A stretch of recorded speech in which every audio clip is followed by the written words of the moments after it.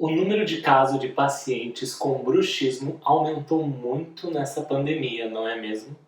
E a gente precisa começar a compreender melhor essa condição, esse hábito ou esse comportamento. E o bruxismo ele é dividido em alguns tipos, como bruxismo do sono, bruxismo em vigília, bruxismo primário, bruxismo secundário, bruxismo em adulto, bruxismo em crianças, bruxismo tônico, bruxismo fásico. E aí vai. É uma variedade de condições que a gente precisa compreender detalhadamente. E hoje eu quero falar para vocês um pouco sobre a fisiopatologia do bruxismo do sono, como que ele acontece no sono do meu paciente. E para isso, vocês vão compreender um pouco como é que funciona os estágios do sono, para depois compreender um pouco a fisiopatologia em si do bruxismo do sono. Esta aula faz parte de uma parte das minhas aulas do meu Master Curso DTM Fácil, que hoje eu compartilho com vocês de forma gratuita. Eu espero que vocês aproveitem bastante essa aula e compreendam esse universo que é o bruxismo do sono. Eu lhes dou as boas-vindas ao Doutor Tenho Dor. Meu nome é André Corporati e eu quero te guiar por essa trajetória, fazendo você entender a disfunção temporomandibular, o bruxismo e as neuropatias de uma forma fácil. Vem comigo!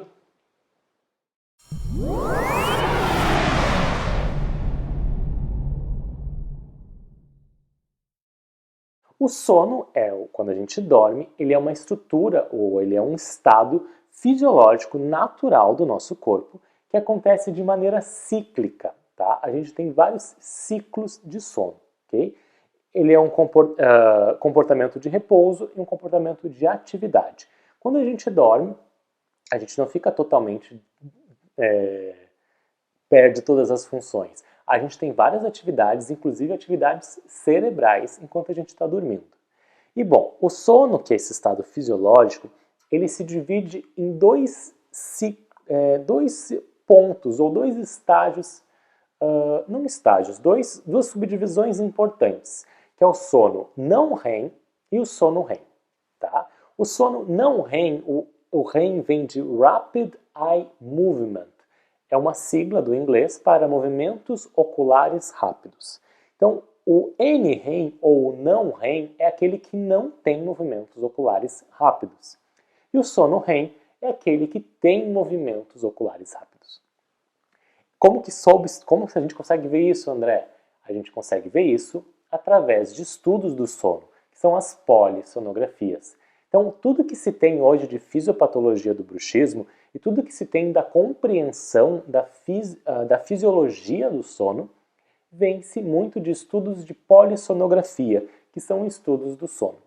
Então, lá se viu que tem momentos do sono, etapas, estágios, onde a gente não movimenta os olhos, e tem estágios onde a gente tem movimentos oculares rápidos, Rapid Eye Movement, que são o sono REM. E desses sonos, esses estágios, ainda a gente tem subdivisões ou subestágios. Então vamos lá. No sono não REM, que é o início do sono, ele se divide de 3 a 4 etapas. Alguns pesquisadores gostam de dividir a etapa 3 e a etapa 4 em duas partes. Eu aqui vou juntar a etapa 3 e a etapa 4, tá? Mas acontecem ali mais ou menos no mesmo tempo. O estágio 1 é aquele período de transição que acontece entre a vigília e o sono. Quando a gente está começando a pegar no sono. Deitou ali na cama, tá aquela sonolência. Entre o estágio e vigília e o estágio do sono em si é o estágio 1. Depois a gente vai para o estágio 2, que ainda é um estágio superficial do sono, onde ali inicia-se o sono e onde ali os sinais cerebrais vão diminuindo. Depois do estágio 2, a gente passa ao estágio 3 e 4. No estágio 3 e 4, ali a gente vai ter atividades cerebrais. Vão apresentar ondas mais lentas, vai ter ali uma liberação do hormônio de crescimento, que é o hormônio GH, e um processo reparador do sono, é um sono mais profundo aqui, a gente pode chamar. Então, o estágio 1 e 2 é um sono mais superficial, e no estágio 3 e 4 é um sono mais profundo, mais ampliado, mais aprofundado. E depois desses 4 estágios, a gente passa ao estágio do sono, que é o sono REM. E 25% de todas as nossas horas de sono acontecem, ou deveriam acontecer, no sono REM, que é o Rapid Eye Movement. No sono REM, a gente tem o quê? Ali também é um sono um pouco mais profundo, a gente tem ali uma hipotomia muscular, a gente tem um corpo que vai parecer paralisado, a gente tem os batimentos cardíacos aumentados, aumento da atividade cerebral nessa condição e a concretização da memória e do conhecimento, e aonde aqui vão acontecer a maioria dos sonos. Então, a importância de chegar a um estágio do sono REM é importante para concretizar a memória, para concretizar o nosso conhecimento.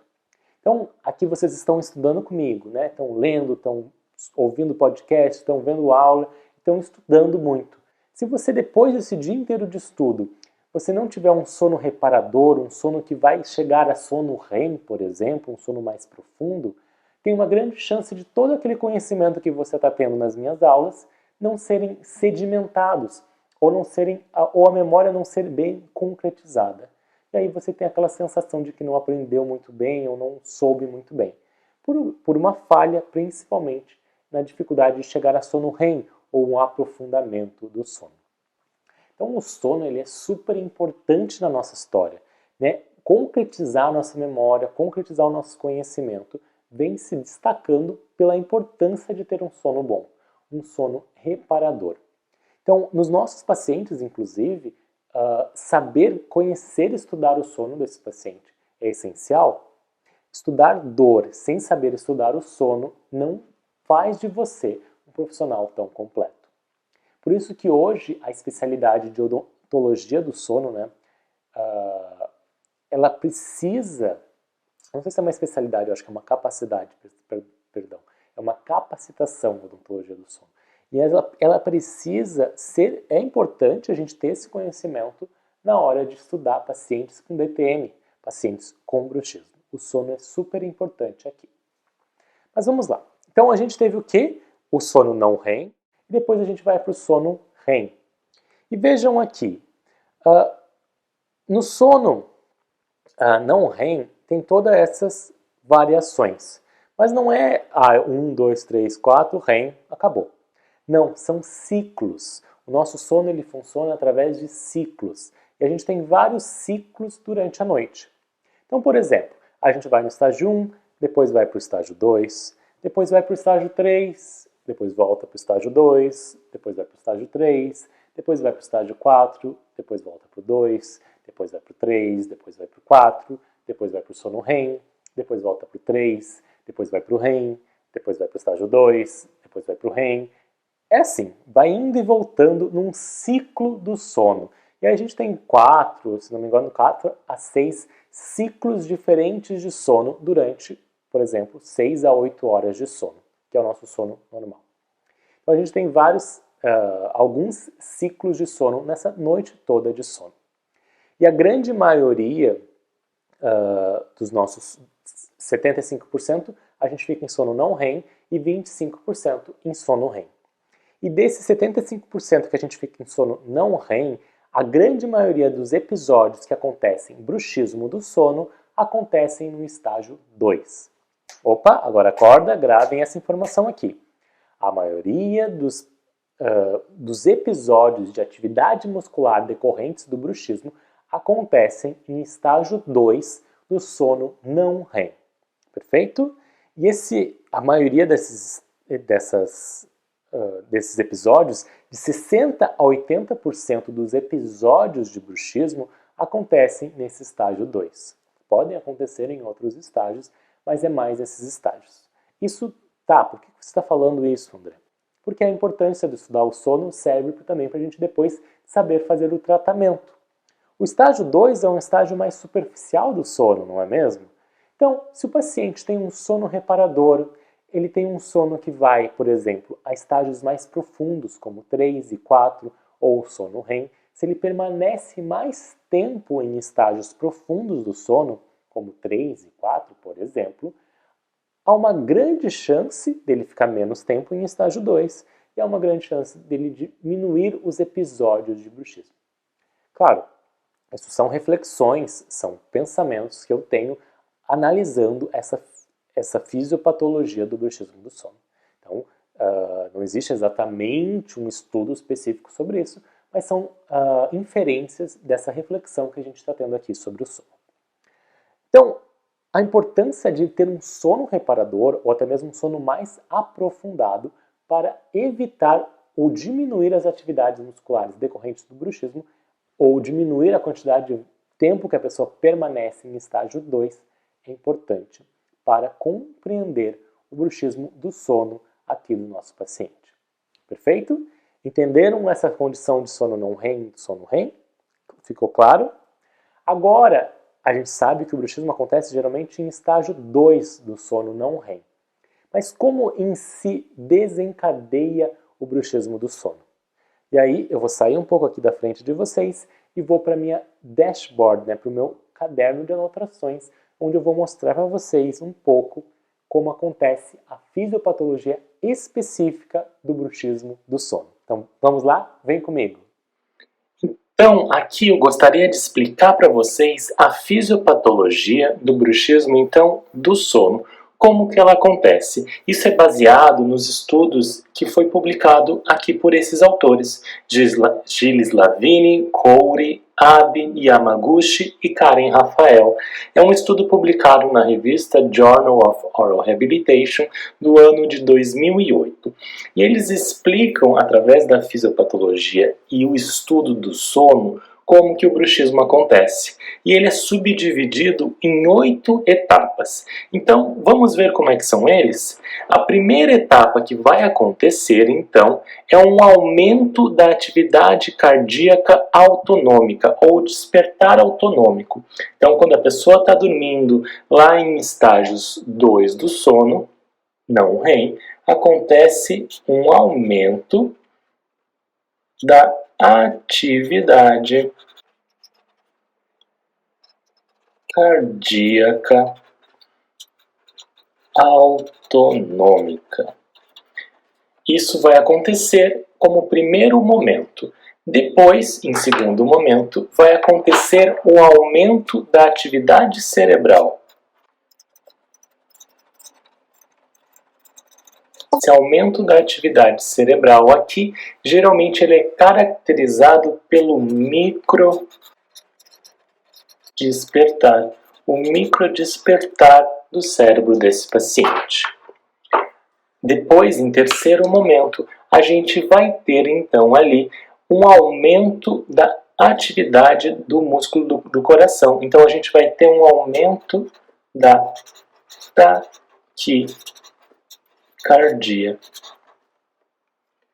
Em quarto estágio, a gente vai ter aqui um aumento do tônus muscular dos músculos supraioídeos.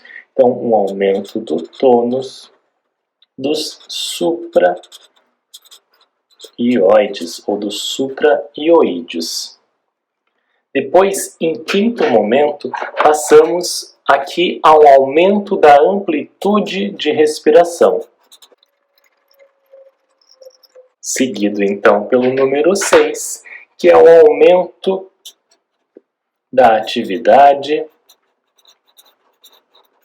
muscular mastigatória rítmica. Perfeito? E aí, enfim, no 7, a gente terá o batimento, bater, apertar, ou ranger os dentes, se a pessoa tiver dentes. Senão, ela vai manter a mandíbula contraída, manter a mandíbula na mesma posição. E em oitavo estágio, a gente vai ter então aqui a swallowing, a deglutição com aumento da salivação. Então aqui, o aumento da salivação. Então, todos esses processos acontecem antes, todos esses, digamos aqui, esses 5 processos acontecem antes da própria atividade muscular, que é caracterizada pelo bruxismo. O bruxismo em si, ele é aqui número 6, certo? Se a pessoa tem dente, ela bate, aperta ou range os dentes. Senão a gente vai ter atividade muscular mastigatória rítmica, ou manter a mandíbula na mesma posição. Isso tudo acontece antes da atividade muscular mastigatória rítmica. Então, por exemplo, a amplitude da respiração acontece aproximadamente 1 segundo antes.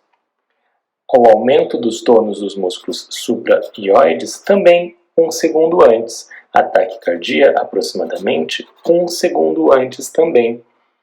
A atividade cerebral ou microdespertar acontece aproximadamente 4 segundos antes.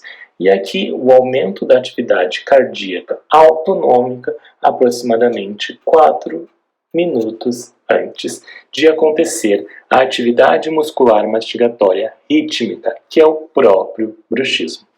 Então, se a pessoa não tem dente, ela vai continuar tendo atividade muscular mastigatória rítmica. E vai ter aqui também, após um aumento da salivação. Importante é saber isso aqui quando a gente for pensar no bruxismo secundário ao refluxo gastroesofágico, onde um efeito que vai acontecer é o aumento da salivação. Então, talvez o bruxismo do sono tenha aqui um papel de proteção desse refluxo gastroesofágico. Então, é importante vocês compreenderem que o bruxismo ele acontece através de uma ativação cardíaca autonômica e através de uma ativação cerebral, um microdespertar.